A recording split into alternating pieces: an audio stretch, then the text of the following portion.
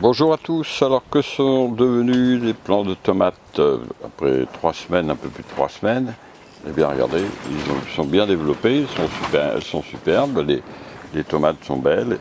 Alors voilà, je les ai attachées. Alors ça c'est simple, hein, vous avez juste à attacher au pied, faire un petit nœud au pied, vous voyez.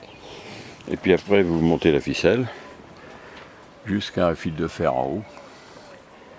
Et puis voilà, donc le plant de tomate est attaché.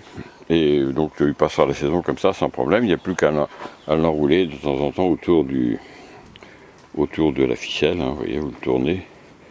Alors évidemment ils sont un peu petits, mais bon, voilà. Alors je les ai déjà taillés, évidemment. Hein. Il y a des petits. Regardez, on en voit encore un là, j'en ai oublié un. Il y a des petits rameaux qui partent à l'aisselle des feuilles. Hein. Il faut les enlever. Voilà. Et puis après c'est en haut. En haut, il faut laisser partir que le truc principal. Alors là, il faut que j'arrive à vous faire un truc qui vous parle. Ça, c'est pas très évident. Celui-là, il a été fait. Celui-là, il a été fait, vous voyez. Là, j'ai enlevé celui-ci sur un bout là qui partait. Hein. Et là, vous avez le bouquet de fleurs. Alors, une chose à dire aussi qui est très importante, c'est que la plupart du temps, quand vous achetez du plant de tomates en jardinerie, ce bouquet de fleurs, il tombe. Alors, il fleurissent plus tôt, mais il n'y a pas de tomates.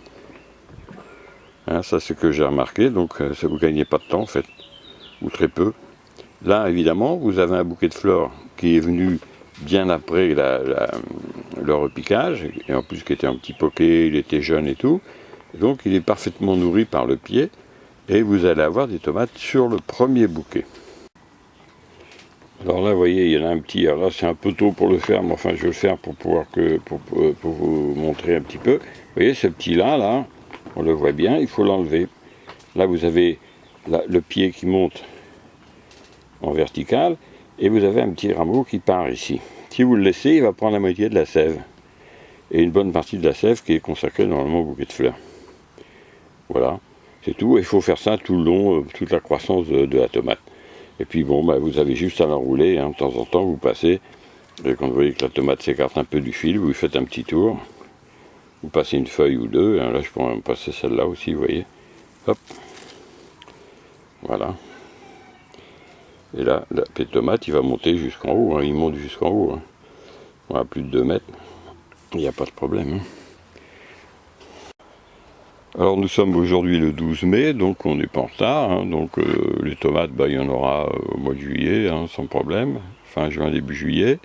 Là j'ai plein d'autres pieds de tomates, hein, plein de variétés, hein, des tomates cerises, des tomates olivettes mini, des tomates sans tuteur, etc., que je vais planter dehors.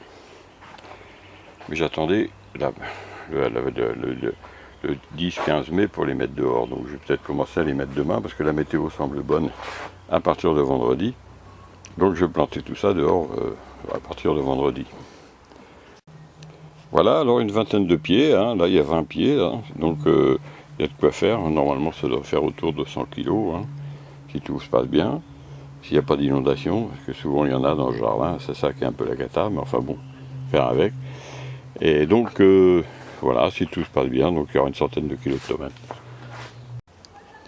Voilà, et bien écoutez, je vous dis à bientôt pour d'autres vidéos, donc faites attention à vous, hein, c'est pas fini l'histoire, et jardiner, faut en profiter pour bien remplir le potager, parce qu'on ne sait pas ce qui va se passer par la suite, hein.